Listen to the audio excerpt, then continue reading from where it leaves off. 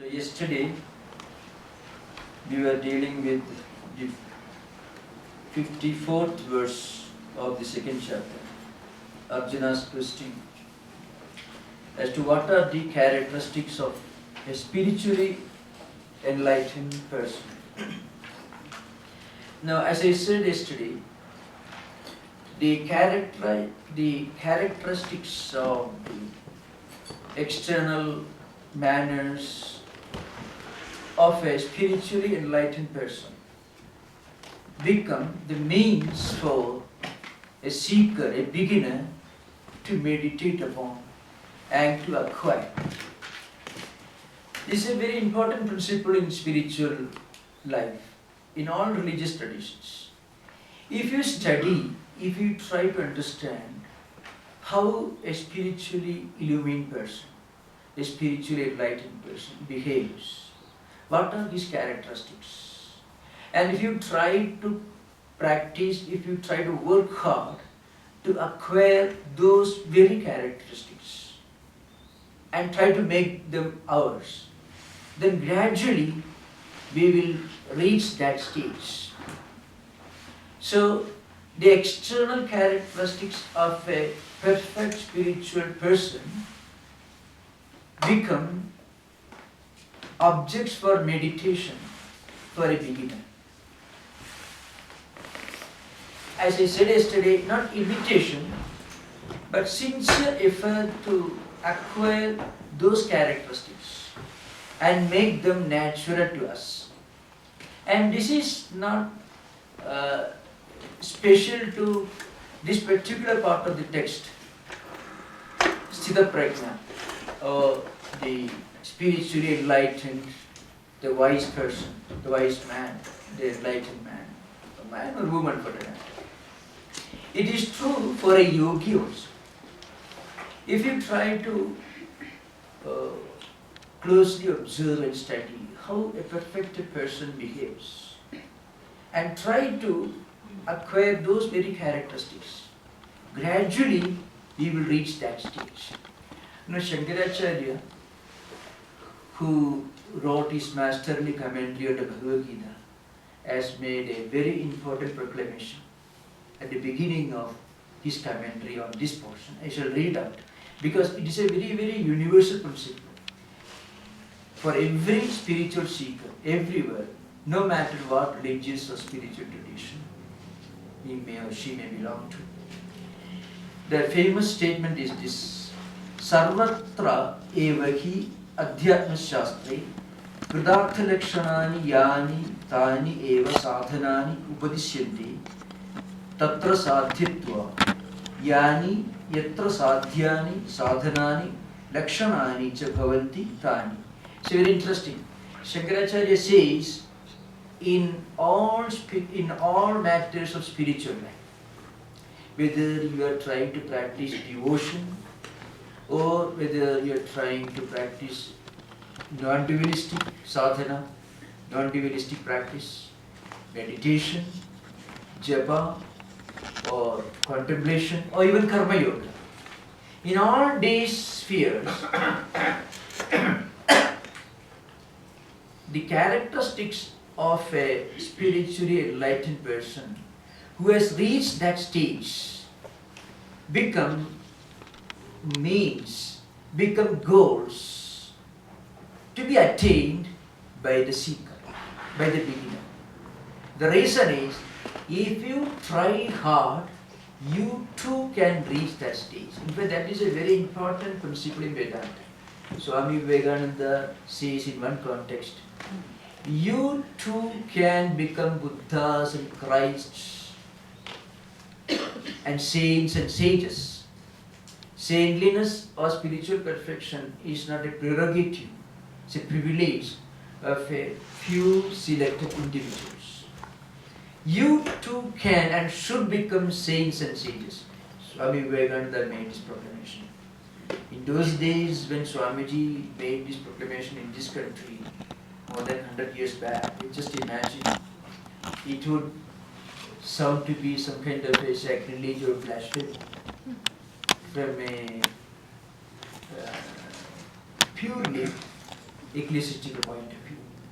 But Swamiji said, you too can become saints and sages, Buddhas and Christ. You too can become a Shankaracharya, Ramakrishna Order. Why?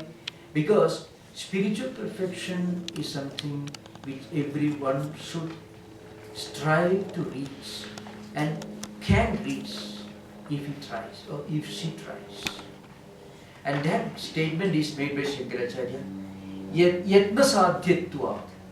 Yatna sadhyatva means something that is attainable by effort. Yatna sadhya means effort. Sadhya means attainable. Shankaracharya makes this statement. All these characteristics of a spiritually enlightened person, Sthitaprajna, or a bhakta, or a devotee, or a yogi, you too can attain if you strive hard. That's an important point. Because self-effort and God's grace both have got an equal place in spiritual life. Both should be reconciled and synthesized. There are several examples in the lives and teachings of great spiritual personalities where they have tried to synthesize, harmonize, and give equal place to self-effort, self-confidence, and also God's grace. In a way, it is a it goes against the Augustinian theology of man's total helplessness and the inheritance of the original sin. I can give an example. In fact, the first example is from the teachings of Saint Avila of Teresa. Sorry, Saint Teresa of Avila. Saint Teresa of Avila. In her complete works, she has tried to reach a harmony, a reconciliation between human effort and God's grace. She gives the example of a farmer trying to irrigate a field.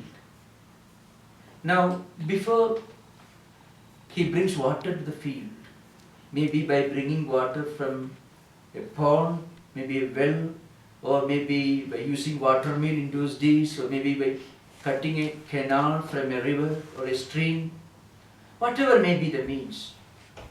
Before the farmer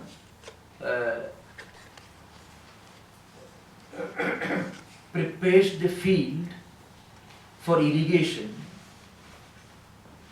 if he sows the seed, his farming effort will be futile. So before he brings water, he has to clean the field. He has to remove the weeds and unnecessary, undesirable growth from the field. He has to remove the pebbles and stones and thorns, all these things. And the field should be ready for irrigation. Now, if he brings water, if he irrigates the field before the field is ready, when the field is full of thorns and pebbles and stones and weeds and all that, then maybe weeds will grow more abundantly than the crop. The farming effort will be a failure. So before he starts irrigating the field should be ready. Now, suppose instead of bringing water from a stream or a river by cutting a canal, or by using water mill, or by bringing water in buckets to irrigate the field, suppose it starts raining heavily, then he will be able to irrigate the field much more effectively than any kind of manual irrigation. It will be much more protective. He will get much better crop.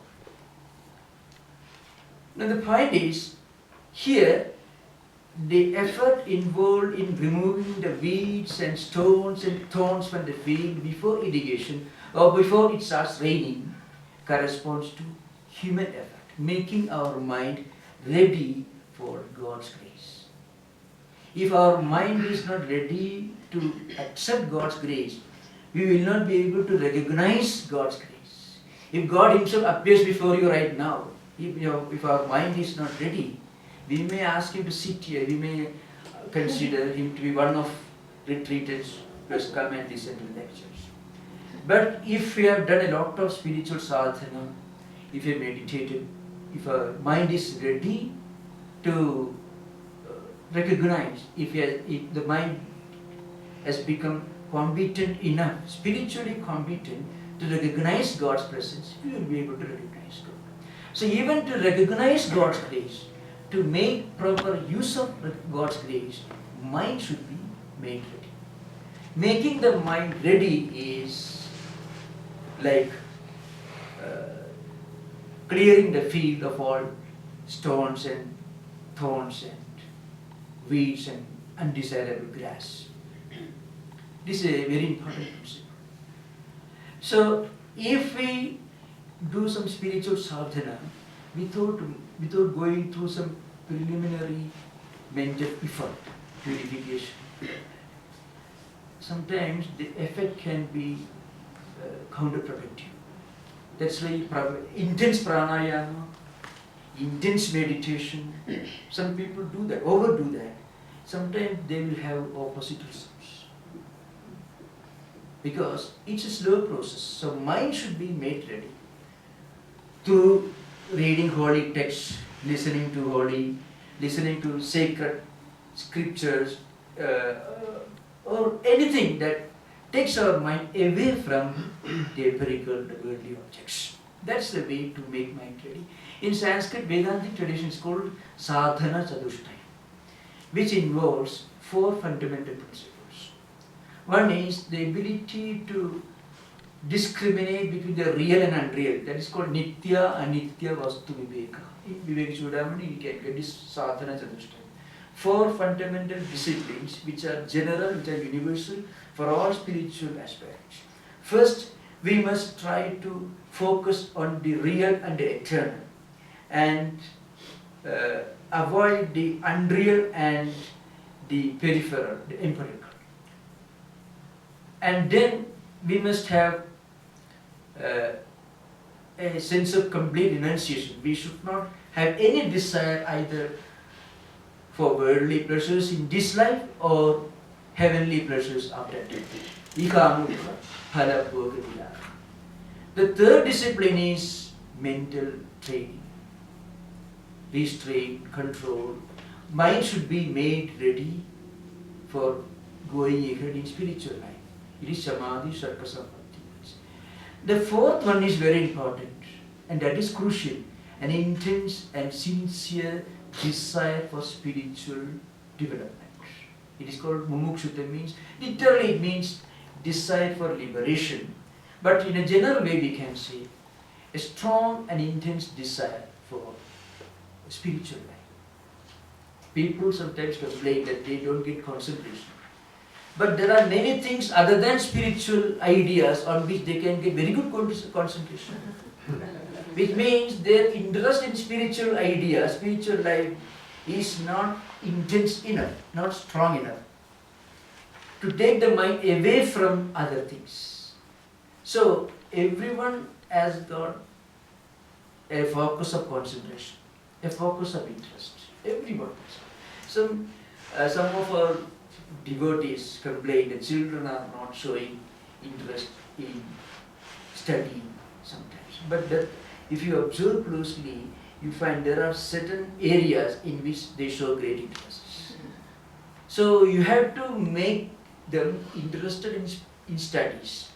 You have to change the focus of interest, that's all. So for spiritual seekers, the most helpful discipline is deliberately struggle to develop an intense desire for spiritual enlightenment, spiritual unfoldment. So mumukshutta is desire for liberation. These are important disciplines.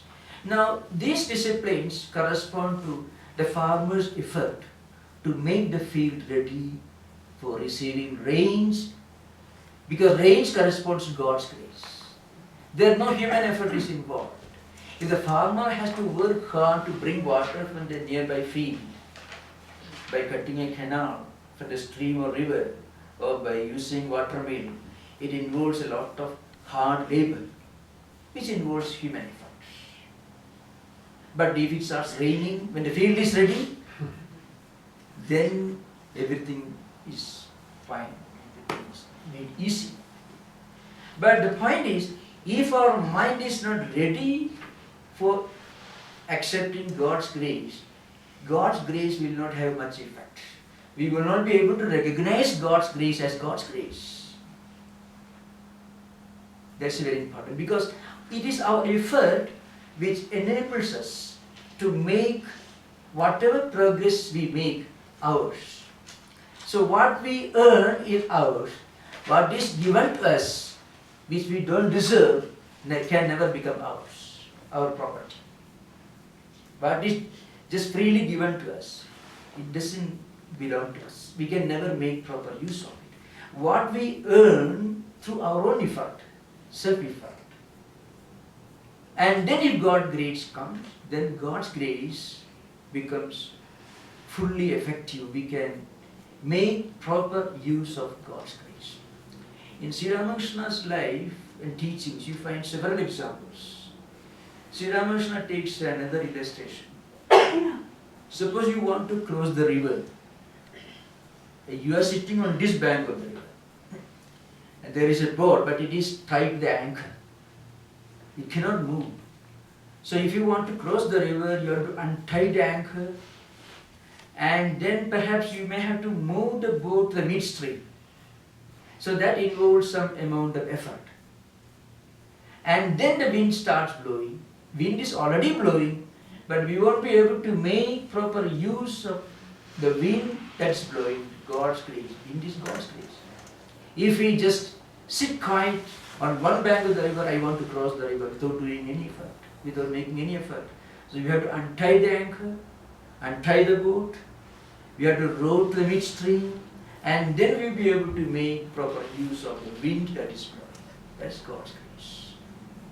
And again, there is still another striking example, and it's very short, but it's very more direct.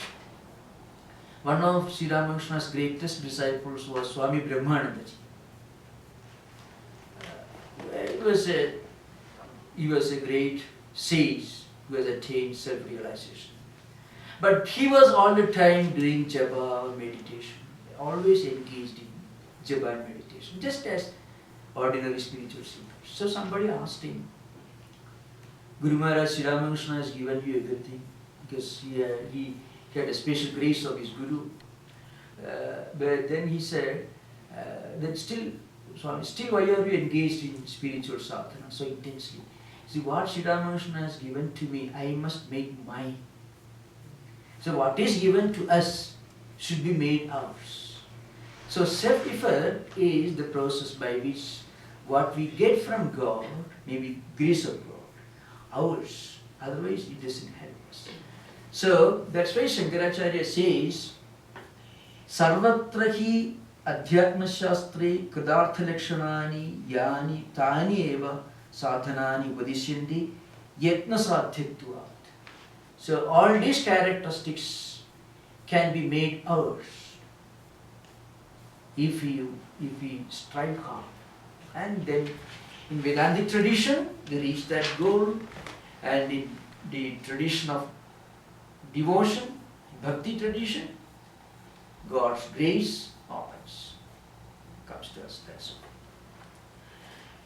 Now, next is 55th verse. We didn't complete it, we just started. So in answer to Arjuna's question as to what are the external signs, characteristics by which we can identify a Sthitaprajna, a man of spiritual wisdom, a person of spiritual wisdom. So Sthitaprajna ka bhasha samadhistasya keshiva Sthitadhi kim asida vrajeda. See, prabhasheda kim asida vrajeda kim. These are the questions. Sthitadhi kim prabhasheda kim asida vrajeda kim. All this. In answer to this question, Lord Krishna said, Prajagadi yada kaman sarvan partha manogadan atmani eva atmana tushtaha sthitaprajnaha taducchi. So Atmani eva Atmana Tushtaha. A word is used here. Tushtaha means a person who has reached a very high level of what we normally call contentment, not satisfaction. We will explain this further. But the first line is, here Krishna says, one who completely gives up the entire desire, all the desires in the mind. Not just physical actions or mental actions for acquiring the objects of desire, but giving up all desires from our mind completely. And as a result, the person remains contented within himself. Such a person is called Sthitaprajna. So Atmani eva Atmana Tushtaha. He remains content in the self, in the realization, not just conviction or belief, in the realization that I am the Atman, I am the indweller in all beings, the immanent reality, and I am the all-pervading reality. So the idea of otherness is completely absent. One who feels that I am the one, complete identity, the entire creation. Now, this is the highest state of spiritual contentment. The word used is tushta. In fact, this characteristic, this contentment, is also one of the most fundamental characteristics of an ideal devotee. It mentioned in the 12th chapter of Gita. So, santushta sadadam yogi yadatma dridhanishchaya mayatpida manobuddhir yoman bhakta samayapriya. You find in the 12th chapter. So, santushta, tushta, both are the same. Means a person who is fully contented. What is that state of contentment? Sometimes called pradarthata. When we reach a state of spiritual growth, we feel that there is nothing more to be attained. See, whenever we feel that there is something more to be attained, more to be striven for, more to be worked for, to work for, yet to be attained, we cannot have contentment. So money cannot give us contentment, because if you become a billionaire, we want to become greater billionaire. There are billionaires who are richer than us. So nothing empirical, nothing that belongs to this world, nothing that's worldly can give us this kind of contentment. So an inner sense of fulfillment, the feeling that I have reached a state or I have acquired something beyond which there is nothing that I can seek for, that should be sought out. There is nothing to be striven for, to be aimed at, to be attained. If that state is reached, we become calm and quiet. Because every sign of discontentment, dissatisfaction, worry is a sign of imperfection, inner poverty. So long as we are poor in spiritual life, however rich we may be in material life, we cannot have contentment. We can have satisfaction. Satisfaction is different from contentment. When you get something on a temporary basis, we may feel, oh, fine. But anything that belongs to this world may give us satisfaction, but it will be lost sometime in future. So before we acquired it, we were dissatisfied. When we acquire it, maybe there is a flash of satisfaction, but again we'll be anxious. Perhaps I may lose it. So that also brings in an element of dissatisfaction, imperfection. And naturally, everything that belongs to this world, everything that is empirical will be lost, if not today or tomorrow. Cannot be eternal, everlasting.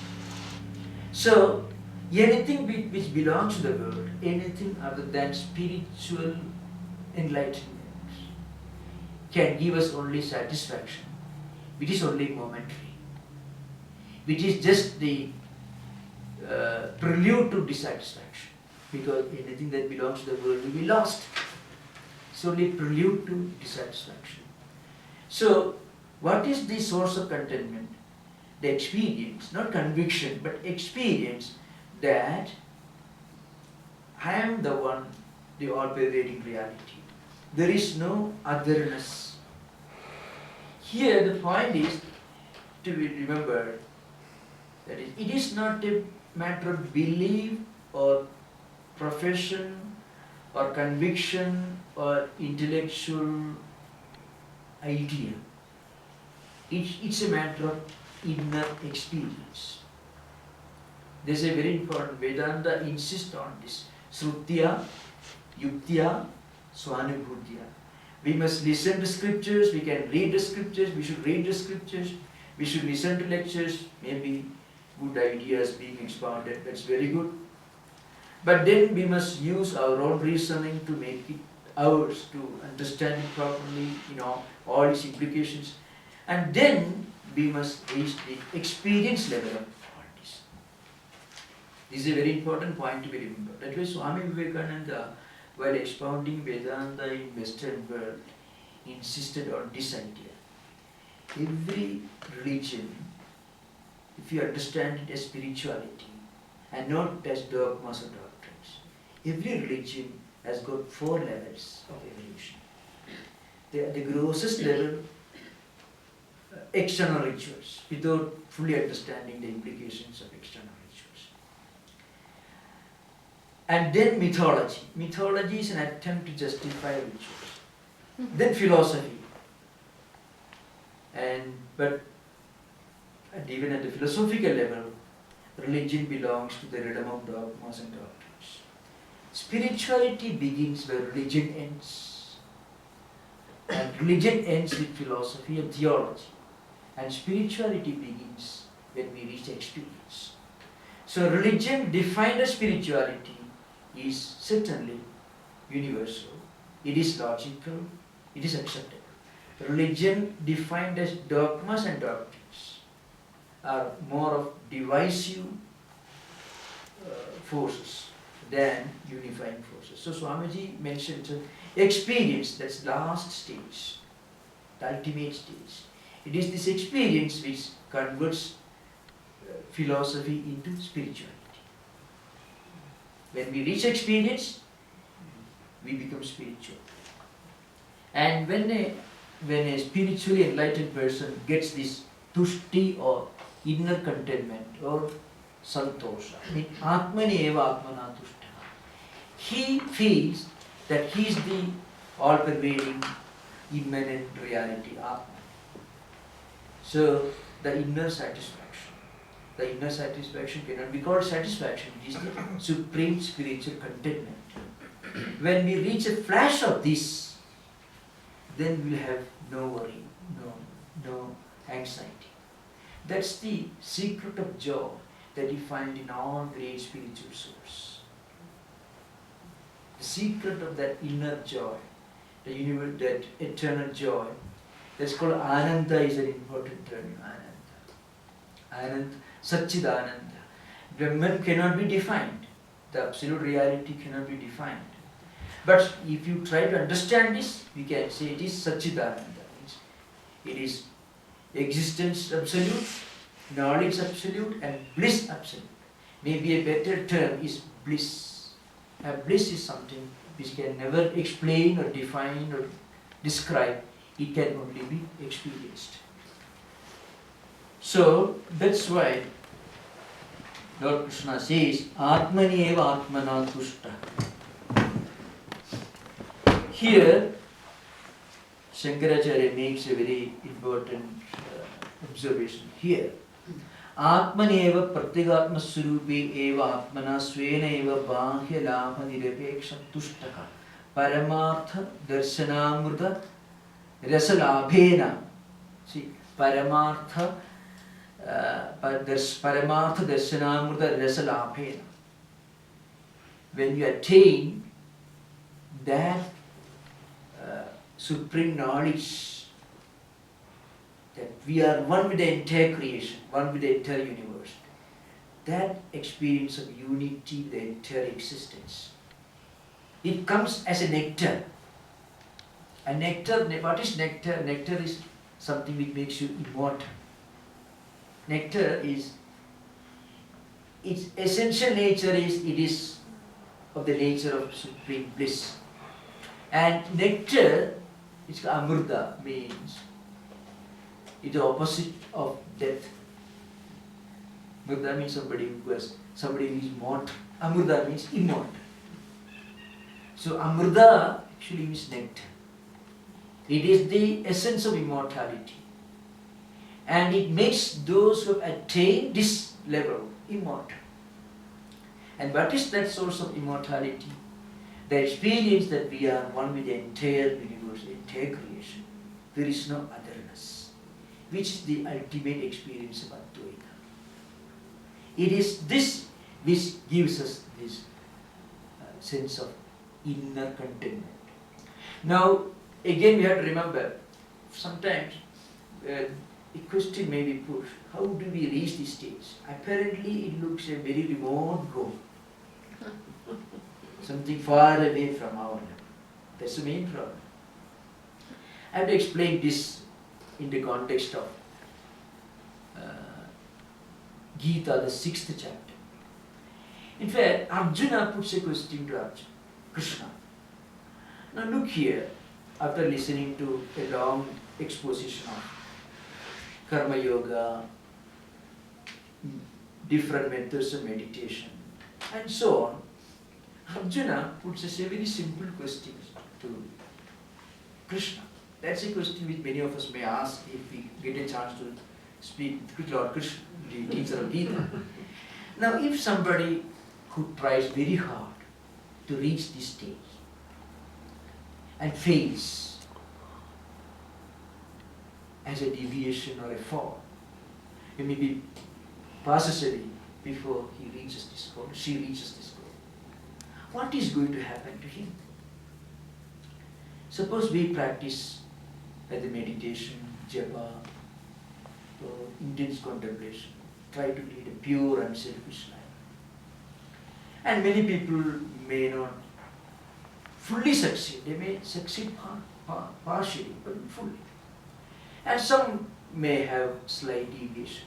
It's very human. To err is human. So, and then if that person passes away, is he going to eternal hell? Then what's the use of making all this effort? We can never be sure that we are going to succeed. There is no guarantee that we will succeed. And there is every possibility that sometimes we may have deviation or some problems. So Arjuna puts his question to Krishna. Ayadi saddhayo pedo yoga charida manasaha aprapya yoga samsiddhim kam gatim Krishna gacchati. This is the sloka. Where meaning is this. Ayati means a spiritual seeker who has not succeeded in controlling his senses, in attaining yoga. He has made sincere effort. But then he falls by the wayside. Maybe there is a fall, there is a deviation, or he may die. Then what happens to him? Now, here and in this context, there are a few things that you have to keep in mind. Vedanta believes that that this life is not the only chance that we have got. Those who belong culturally, those who belong to a Brahminic religious tradition, who are trained, who are familiar with the belief that we only one life, and in this life, if we do not succeed, we may go to hell. If we succeed, we may go to heaven, and so on. Sometimes this problem arises because apparently the level of Sthitaprajna, the level of spiritual perfection, seems to be a remote, far away goal. When we read this, sometimes we are frightened that it looks so distant. So, in answer to this, Krishna says in the 6th chapter, you can find this verse,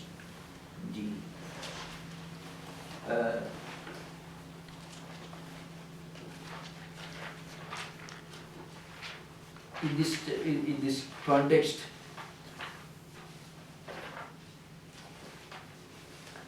that discussion is there. Ayadi Sraddhayo Pedo Yoga Charita Manasara Aprapi Yoga Samsiddhim Kam Vigati Krishna Gachati. Now, Lord Krishna, what is going to happen to me if I don't succeed? If I make all effort, still if I fail? Then he gives an illustration. Kachino Bhayavibrashta Chinna Prabhava Nasyati Apradishto Mahabhaku Vimudho Brahmanapati. He gives an illustration. You can see patches of clouds in the sky moving. Sometimes these clouds get scattered by the force of wind and they are lost once for all. Similarly, a spiritual seeker who tries hard to attain spiritual goal, and there may be thereby giving more importance to spiritual practices than material goals. Now, is that person going to be lost? Both ways. He has not attained his spiritual goal, but because he worked so hard for his spiritual growth without giving much importance to enjoy life in this world. So, don't you think that person may lose both ways? He will not have material enjoyment because he was meditating, he was reading scriptures, he was trying to lead an unselfish life. He didn't enjoy this world as more common people do. He don't understand others. At the same time, he didn't fully succeed in attaining his goal. So both ways, he may be lost. Like a patch of cloud which may get scattered by the force of wind in the sky and get completely lost. Ubhayavibrashta means losing both ways. Now, in answer to this, Krishna makes a very important reply. In fact, that is the reply to all modern spiritual seekers, which Gita gives. The answer is this. Partha naiveha namutra vinashas tasya vidyade nahi kalyanakrit kaschi durgadim tada gacchati. Here Krishna addresses Arjuna with great affection. Tada could mean son, whenever I saw. Out of his compassion, he says. Nahi kalyanakrit kaschi durgadim tada gacchati. Anybody who does a little bit of good action for the benefit of others, it's also spiritual practice. If you try to help others, or half an hour meditation, if you have practiced only 10 minutes of meditation your whole life, if you have attended prayer with great sincerity only once in your life, if you have read any holy book with great sincerity and concentration only once in your life, and you didn't get a chance for the rest of your life, and if you die, that will remain in your account. That will save you in your spiritual life. Because that will become an eternal spiritual deposit, which will benefit you in your onward journey in the next life. Because life is not just one chance. According to Vedanta, human life and also cosmic existence both function in rhythmic cycles, not in linear progression. This is a very important point to be remembered. Cosmos also moves in rhythmic cycles. They emerge from the subtle, the manifestation comes to the gross form, it's called creation, it's called projection, then it exists, then it gets dissolved, going back to the subtle elements, only to re-emerge sometime later. The cosmos, the cosmic existence, and also human life, both move in rhythmic cycles. So we are born with certain tendencies and samskaras, impressions, strong characteristics that we acquired in previous life through our actions, mental action, physical action, verbal action. So these tendencies and impressions will be accumulated, stored up in our mind, called chittam. The strictly speaking, there are 4 compartments for internal organs: Antakarana, Mana, Buddhi, Chitta and Ahankara. I won't go into those details in this context. So let us say, all these tendencies that you have acquired in previous life will be stored up in the mind. Now when you are reborn again, these tendencies will come to the surface. So if there is a external environment which is conducive to spiritual life, these tendencies will come to the surface and they connect. And you continue your spiritual efforts, your spiritual journey. That's why people sometimes feel an indescribable, inexplicable interest in spiritual classes. In the same family, there may be 5 children who are going to the same school, belonging to the same family tradition, same culture, but they are so different one from the other in terms of characteristics. So it's called Anusudha Swabhava, Swabhava Sosya Bhava, our inherited tendencies and impressions, which we accumulated in our life, our mind, through previous activities, in previous lives.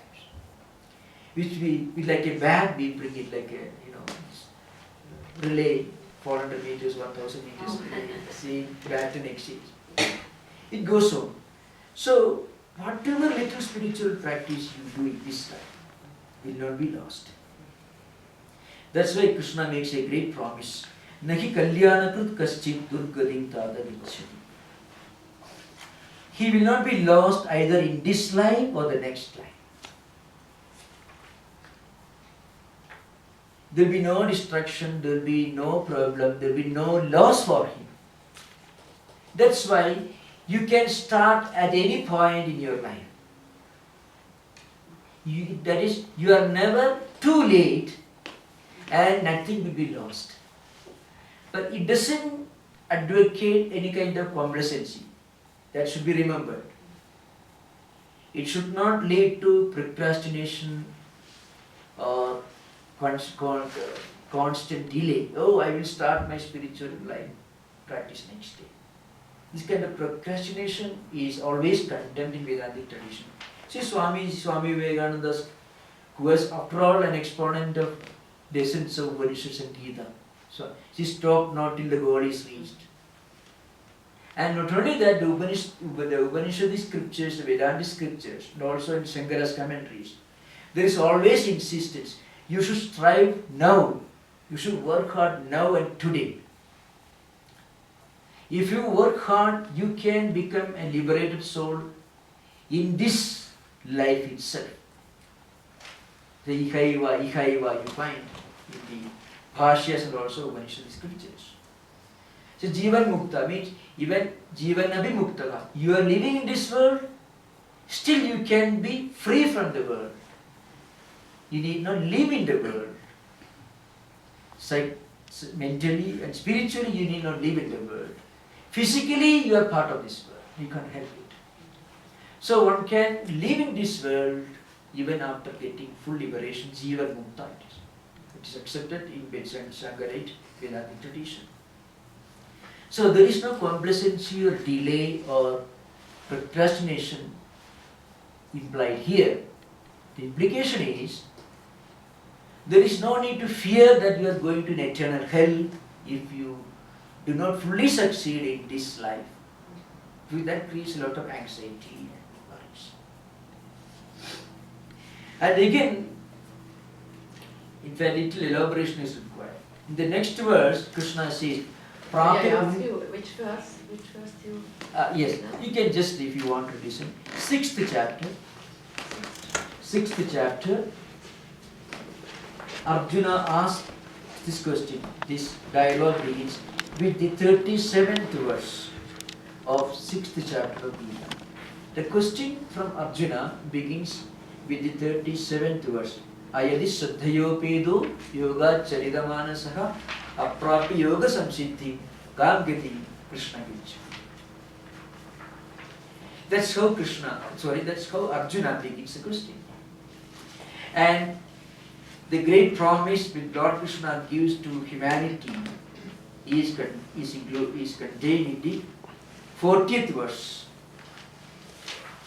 No, whatever little you do, whatever righteous activities, even if you try to help helpless person to cross the street, even little bit of good action, unselfish action, or half an hour of meditation, or contemplation, or even a flash thought, a noble thought which is totally free from selfish motives, that will remain in the storehouse.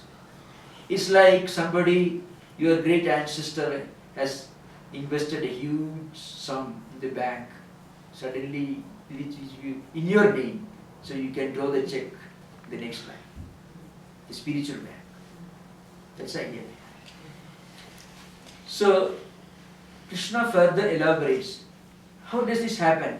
Prapya punyakrutam logan ushitva shashwati samaha suchinam srimatam gehi yoga bhrashtaha upajayati. That is 41st verse. What happens?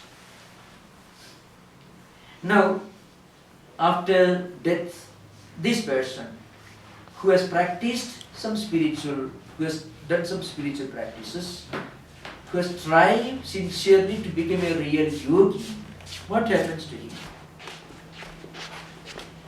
He, after death, he goes and lives in the world, the plane of those who have done good deeds for some time. Then what happens?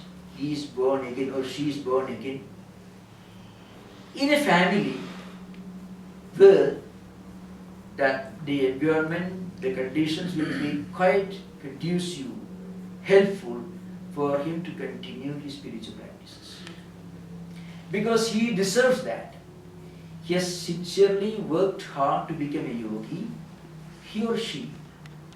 And then, but he could not succeed completely. Maybe he may have died or she may have died. May have a fall, perhaps a deviation. And then, in the next life, that person will be born in a family.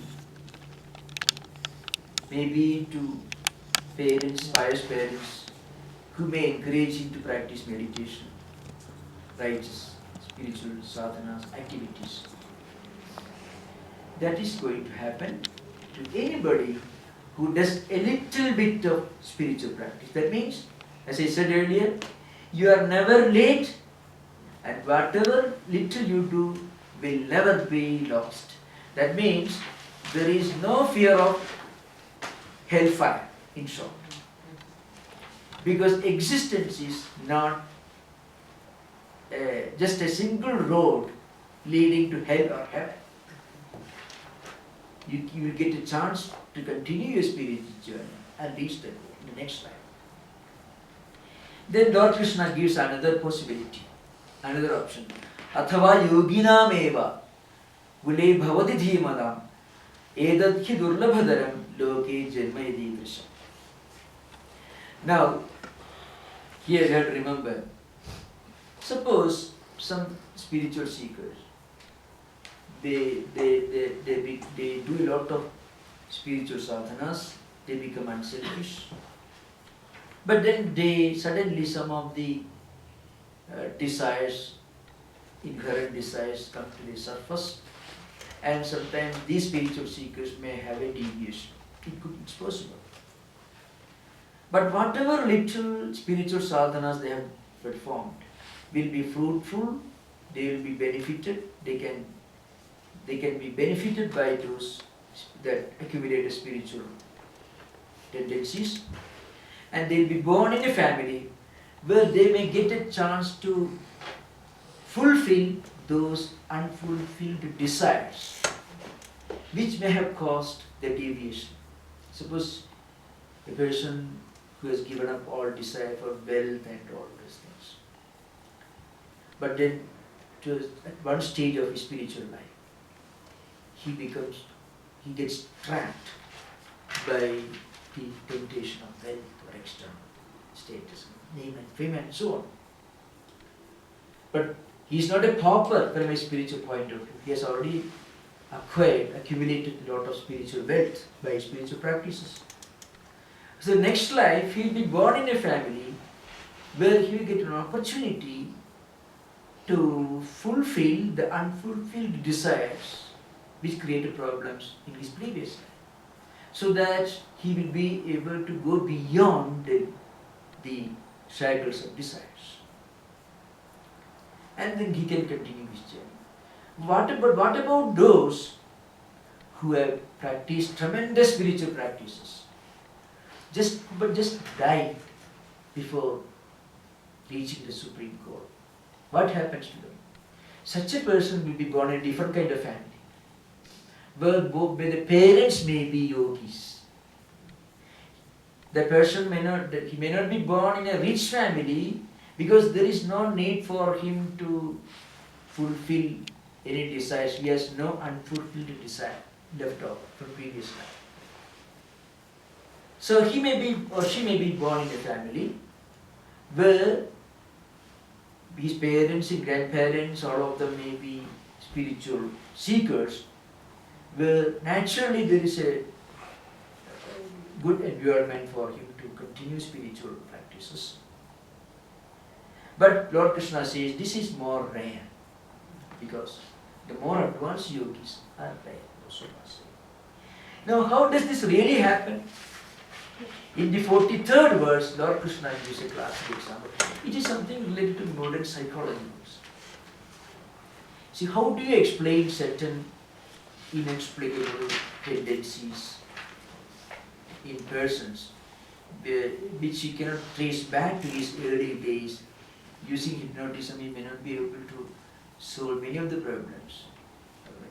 I don't want to refer to Edgar Cayce, not fully acceptable, but there are a lot of spiritually relevant points in Edgar Cayce's predictions and prophecies. But then what I mean to say, the accumulated tendencies and impressions do play a very important role in spiritual life. So the 43rd verse, Tattradam buddhi samyogam labhade paurvadekikam vedadecha tadobhuya samsiddho kurudanta. Next word, purvabhyasena tenaiva kriyade hyavashopi saha jijnasurapi yogasya sabda brahmadi vartade. Now another point is made. What happens? The tendencies and impressions that we normally acquire are kept and stored in our chitta, mind, or maybe buddhi, sometimes used in an interchangeable way. Though strictly speaking, mana, buddhi, chitta and ahagara are four different compartments of the same antakarana or internal organ. I am not going to give details on this subject. So in the next slide, what happens? Whenever that spiritual seeker gets an opportunity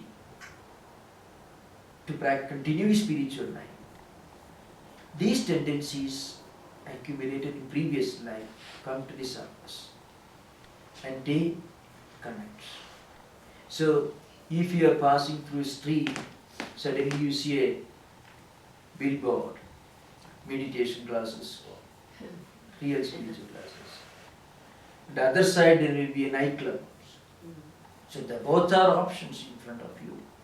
So people feel, well, let me go to these meditation classes. That's because that person must have done some meditation in previous life. Otherwise it is not possible. So when he saw the board, when he sees the board in front of him, suddenly the impressions, the vasanas and tendencies acquired in previous life come to the surface, and that force him to enter the meditation, the temple, any place, holy place, which give him a chance to continue his spiritual journey. That's why Lord Krishna says, Purvabhyasena tenaiva means what?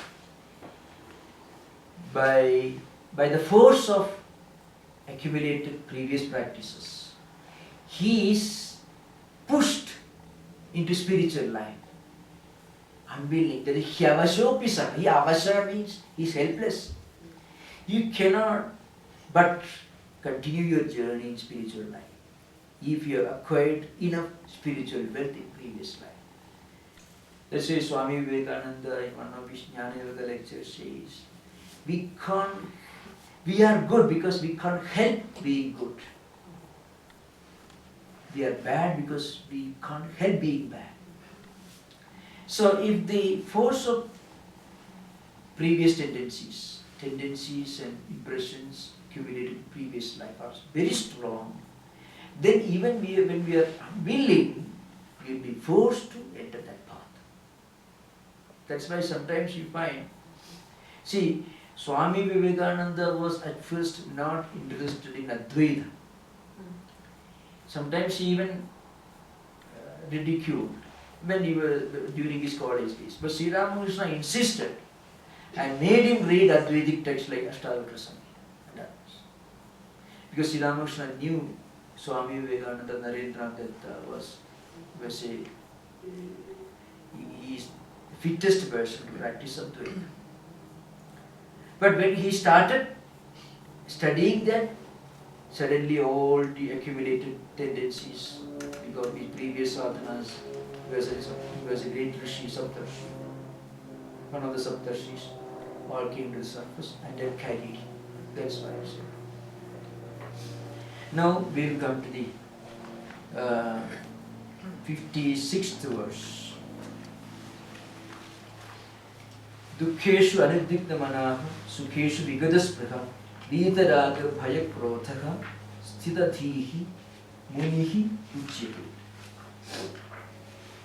So the certain terms are used here.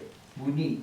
Muni means Muni mananasila means somebody who is used to contemplation, meditation, deep thinking. Is called Muni. Now who is a Sthitaprajna? A person of spiritual wisdom. He is not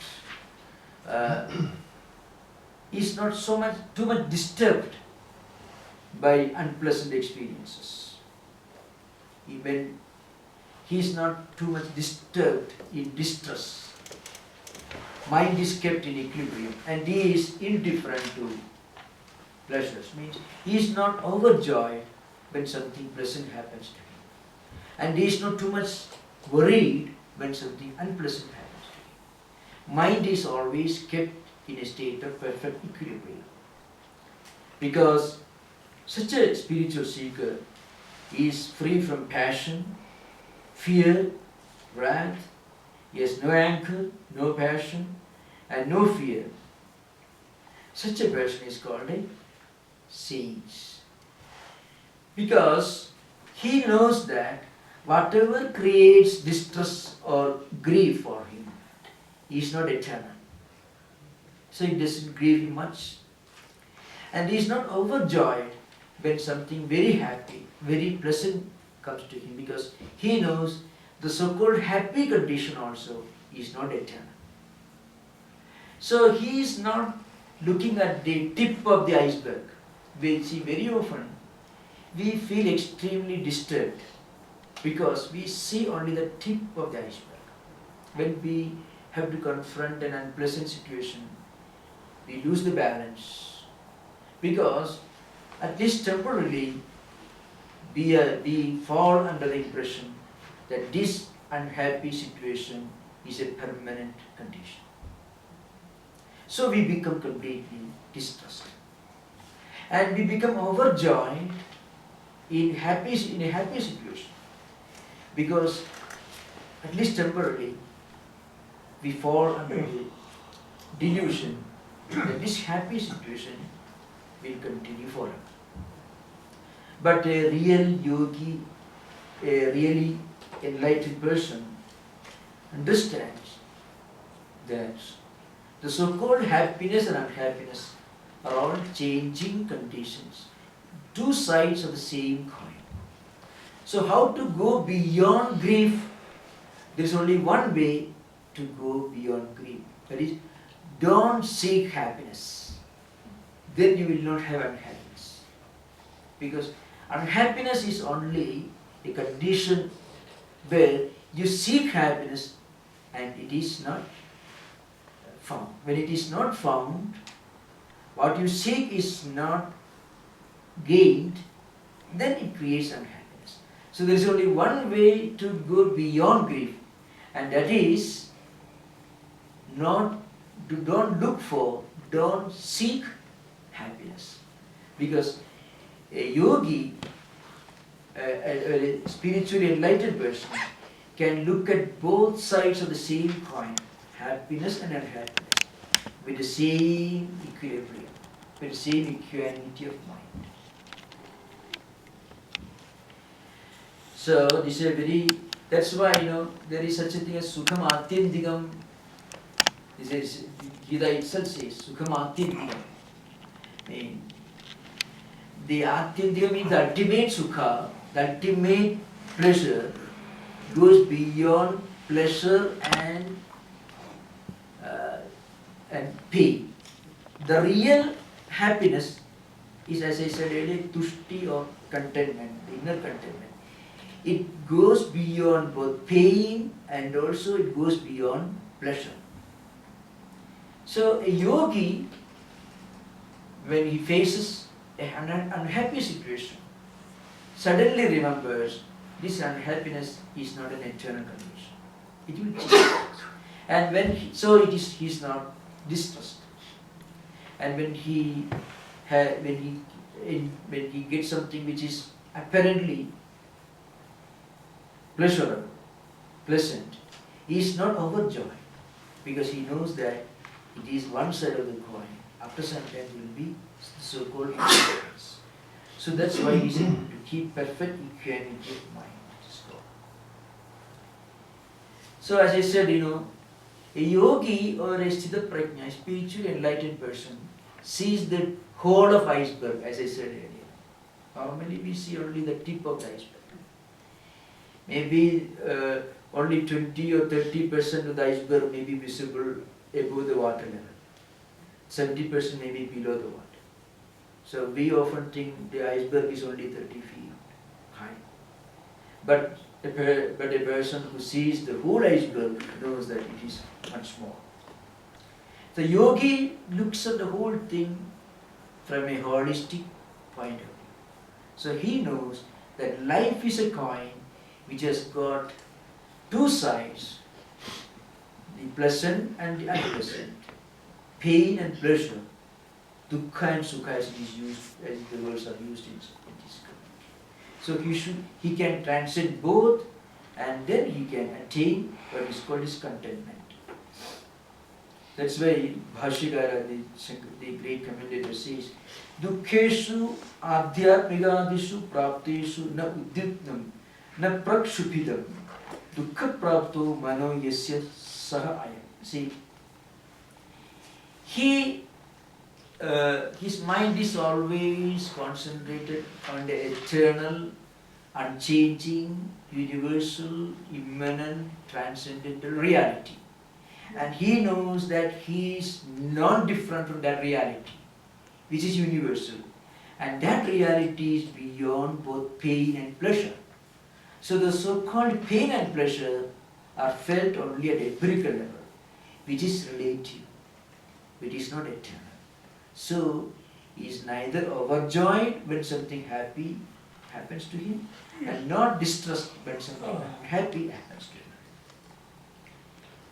So one should not have desire for enjoyment if he or she wants to go beyond pain and grief. I think time. Now we will have interaction for about 20 minutes. So we can.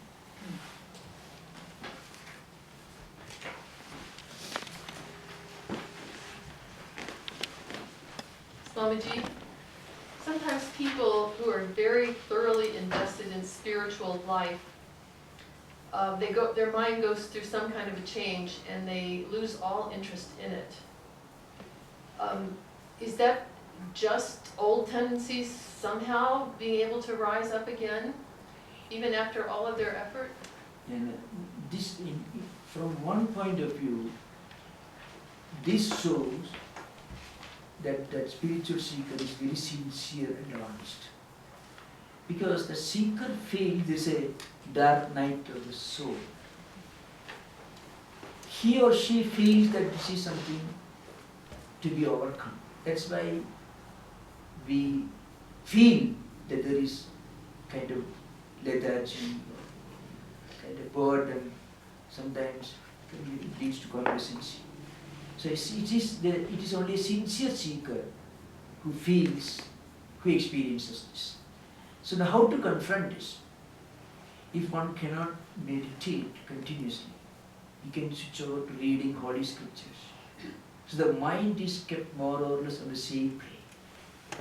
Or can discuss spiritual matters. If we cannot always meditate, we can do japa. If we can't do that, we can read. If we can't read, if there is somebody around, we can discuss. So from a practical point of view, mind should be kept more or less on a spiritual plane. Because that will help us to link our spiritual practice with our day-to-day life activities. This is very natural. In fact, this happens to all spiritual seekers.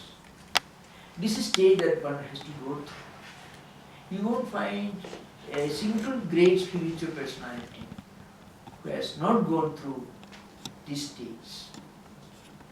It's very natural.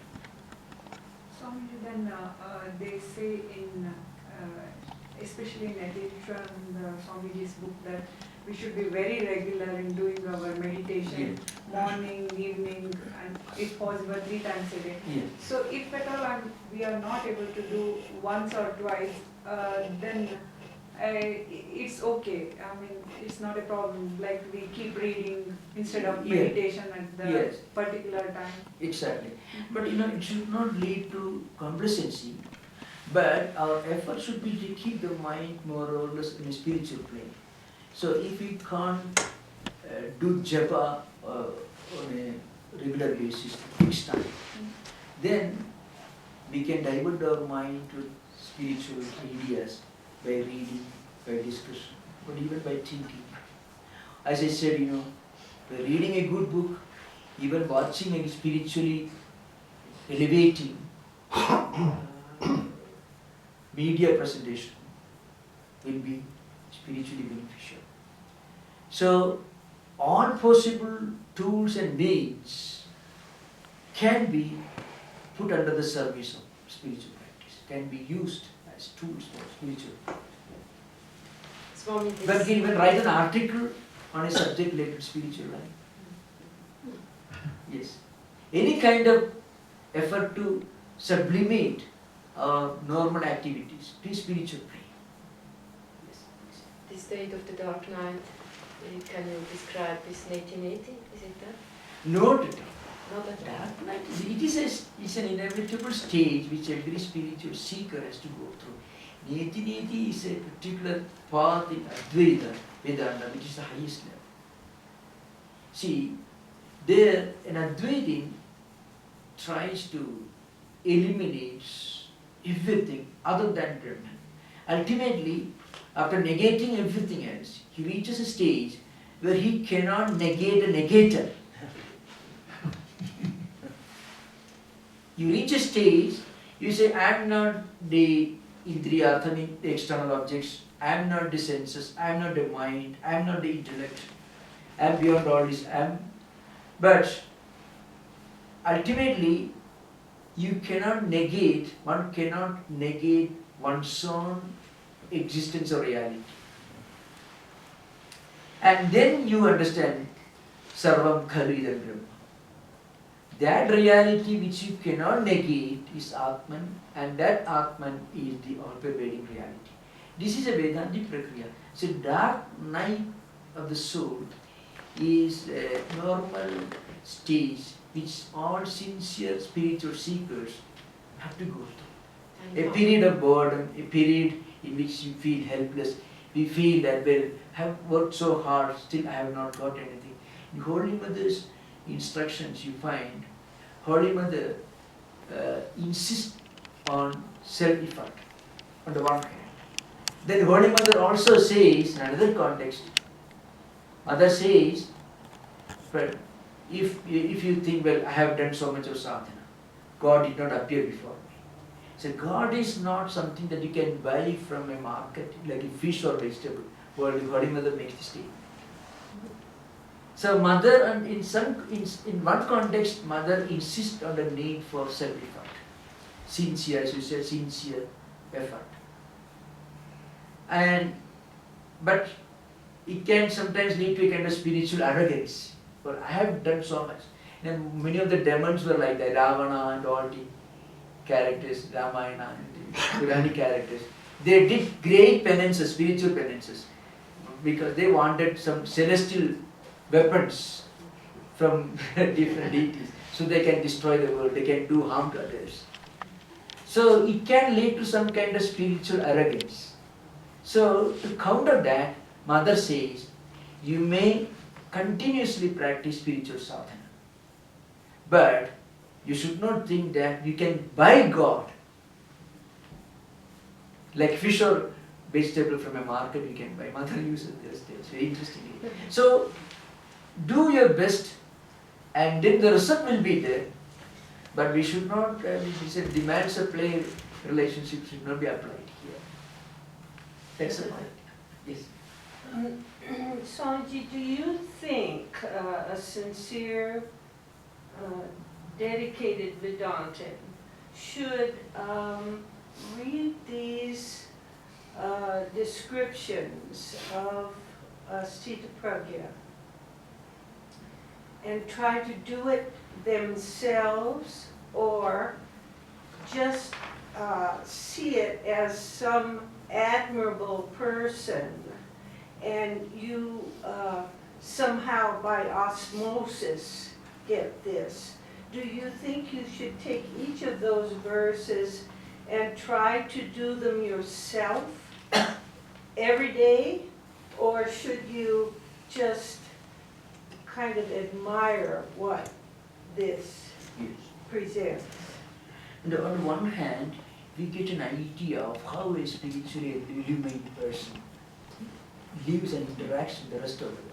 On the second point, from another angle, in our own practical spiritual life, whenever spiritual seekers confront problems, then we can look at these verses and find a spiritually enlightened person will not be worried if an unpleasant thing happens, and will not be overjoyed when something pleasant happens. So I should be able to react that way. That's a way a spiritual seeker should try to practice. So that idea is extremely beneficial. You find many of these characteristics mentioned here are also mentioned as the characteristics of an ideal devotee in the 12th chapter. And also in the description of what Gita calls Gunatita, a spiritual, an advanced spiritual seeker who has gone beyond the 3 gunas, Sattva Guna, Raja Guna, Tamo, those who have gone beyond it. And also Jnani, a yogi. All these terms are used in Gita, and you find more or less, not completely of course, more or less the same characteristics are explained as the characteristics of an ideal devotee, an ideal yogi, an ideal jnani, a person of spiritual realization. And not only that, in the Dhammapada, Lord Buddha, Dhammapada is part of Sutta Pitaka, the 3 Pitakas, Sutta Pitaka, Vinaya Pitaka, Abhidhamma Pitaka. The original works of the real teachings of Buddha encoded in the 3 Pitaka, 3 baskets of course, in Pali language. Now, you find Dhammapada, again, Tam Bruhi Brahmanam. I call him a real Brahmana. That's how. Who are they? All these characteristics are explained. Brahmana here means, Navara Brahman in that sense. So Buddha uses the term. So you find in Vedantic tradition, Buddha tradition also not non-Vedantic, from Vedantist point of view. So you find all these characteristics are explained. So when we read any of them, we get a guidance how to behave, how to interact. See, for example, in another context, it is stated, Chitta Prasada. Prasadam adhigacchati, prasade sarva dukhanam kani rasyo vajayate, and so on. In the coming chapter, the coming verses we will read. What is prasada? Prasada is the same state of perfect inner contentment. You feel you have got something, there is nothing more to be attained. It is a state of inner bliss, inner contentment, which is beyond description, beyond words. Feeling that we get. It cannot be explained. Now, once we read all these, when we remember, they come to us as great help when we confront day-to-day problems. So, one way indirectly we'll be practicing them.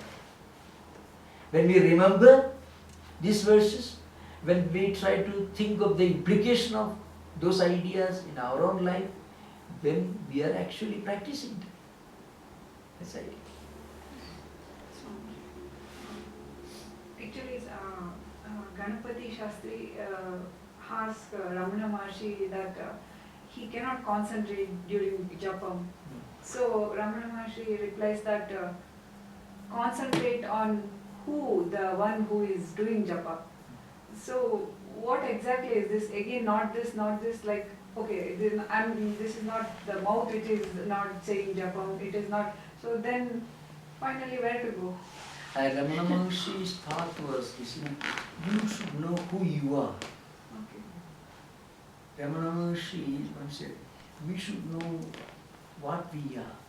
So it's Who am I, the person trying to meditate? Am I this body? No. Am I this mind? Am I this just intellect? Or am I something else? And who is that I? Yesterday I mentioned in Socrates, you should catch the real me. So Ramana Maharshi's thought was, who am I in this question? If this inquiry is carried forward after acquiring the preliminary codifications of a Vedantic seeker, one can reach that goal. That is the path that Ramana Maharshi prescribed. It's a path, it's a part of the mainstream Shankara Vedanta, Advaita Vedanta. But Ramana Maharshi emphasized this point. See, I can give an instance in Ramana Maharshi's own life. Once it is said, two cooks were fighting in the kitchen in their ashram. So each of them took a pitchfork, or maybe a big iron spoon, maybe to fight each other. And each was asking the other one, you know who am I? And the other one also replied, you know who am I?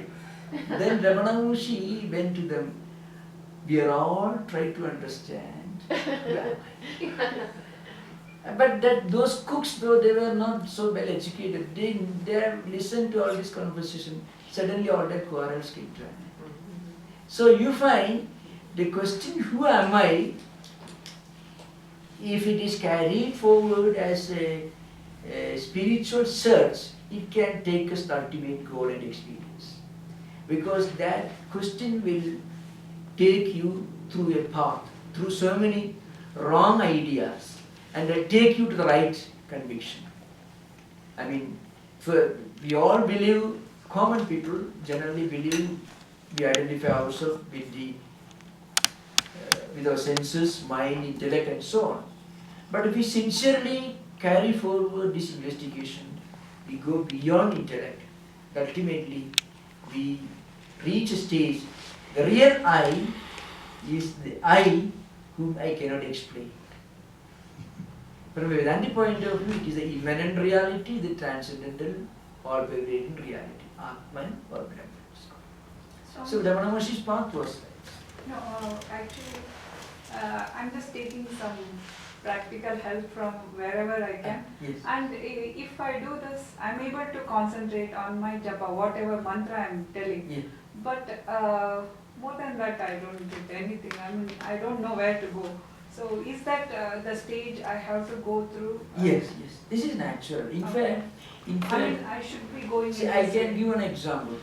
The very fact that you have come to this retreat, the very fact that you can enjoy this program and people show an interest in these things, shows that we are making a progress. Very often we won't be able to fully recognize the progress that we are making.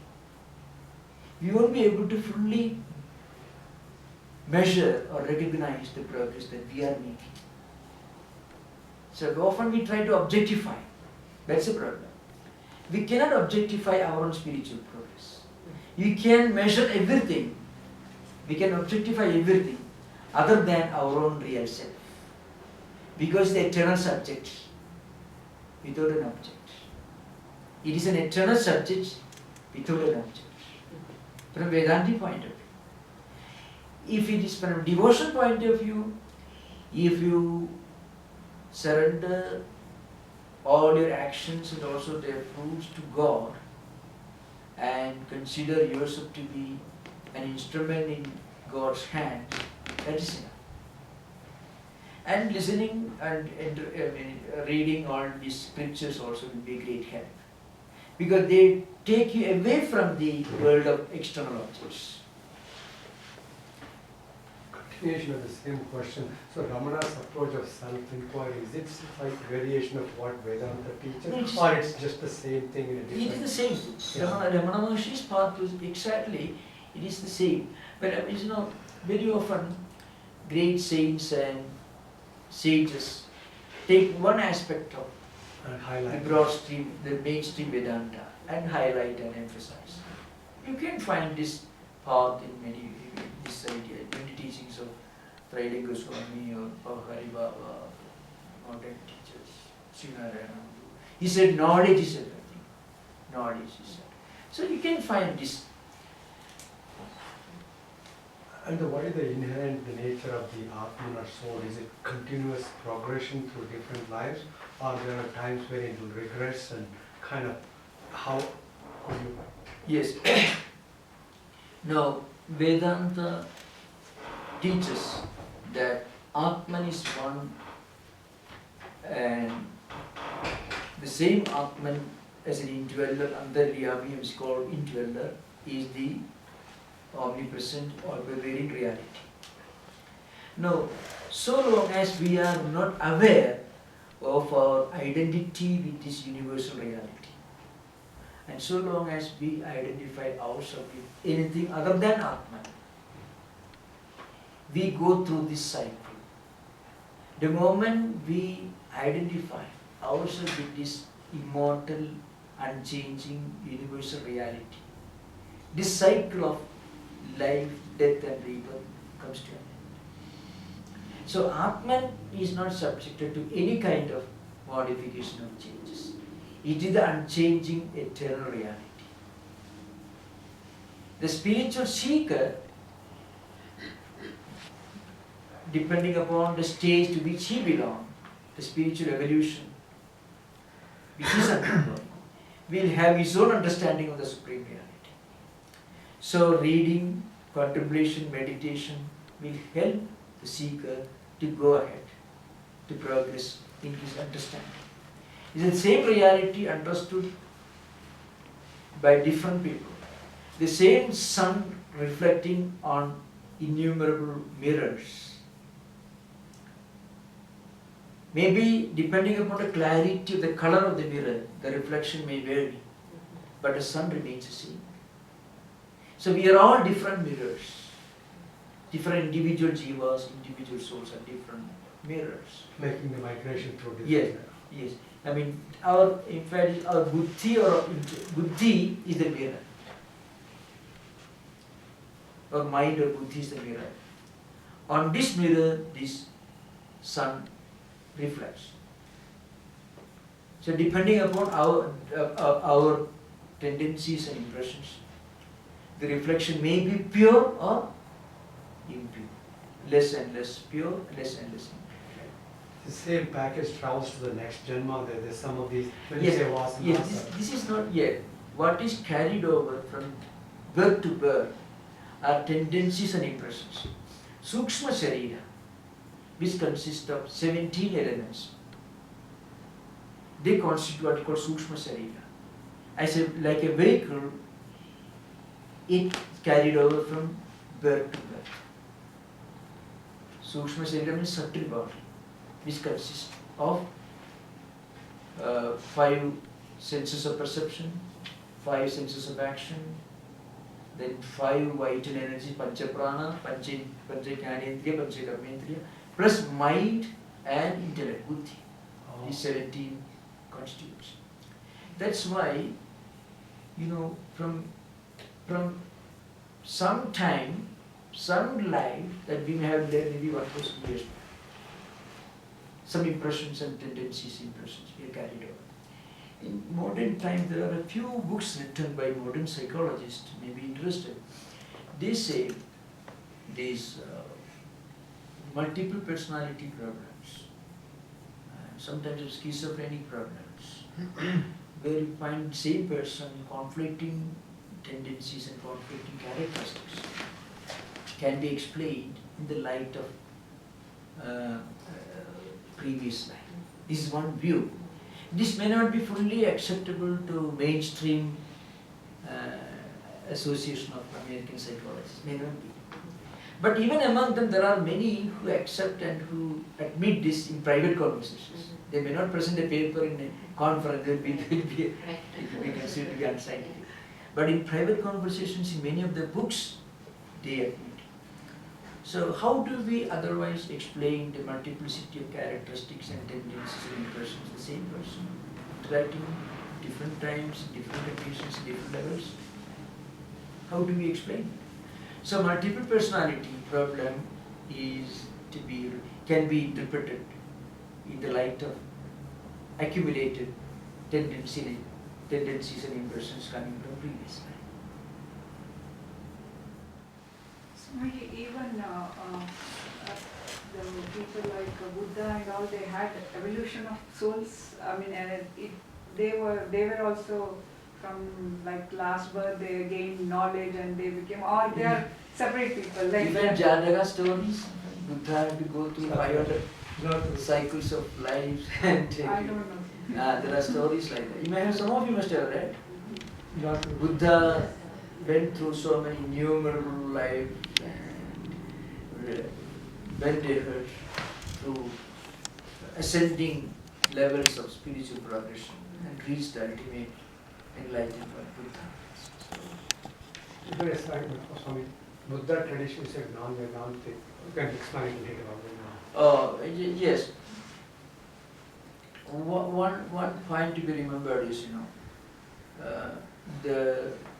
the classification of Buddha, Bauddha tradition to Mahayana and Hinayana, and the later and the emergence of later Buddhist schools like the Sautrantikas and Vaibhashikas, which are the 2 schools of realism in Buddhism, and Vijnanavada and Shunyavada, which are 2 schools of idealism. All this took place centuries after Buddha's passing. So Buddha's original teachings are now preserved in the 3 fundamental books, which I mentioned earlier, 3 Pidakas, Vinaya Pitaka, Sutta Pitaka and Abhidhamma Pitaka, which are preserved in Pali language, Pali script. Buddha mostly preached in Pali, so written in Pali. So that's called early Buddhism. And Buddha's philosophy was essentially a kind of universal humanistic ethics. It was a kind of ethical philosophy based on universal humanism. Buddha openly did not acknowledge the authority of Vedic or Vedantic texts. But his concept of what he calls Chatvari Arya Satyani, the four Arya truth, absolute truths. There is grief, sorrow in the world, there is a cause for sorrow, there is a way out of sorrow, and a way out of sorrow is nirvana, which he enumerated in the Eightfold Path. Right? Righteous memory, righteous act, righteous word, and so on. So all these can be found in the Vedantic texts. So in this sense, Swami Vivekananda considers Buddha as a great Vedantic teacher. But this is the Indian perspective. This may not be acceptable to mainstream Buddhist scholars. But Buddha was born practically in India. He was born in Nepal, which is culturally part of India at that time. See? And he lived and preached only in India mostly. Didn't go anywhere. I don't think he ever went back to Nepal anytime. Mostly he preached and practiced. He preached in Indian subcontinent.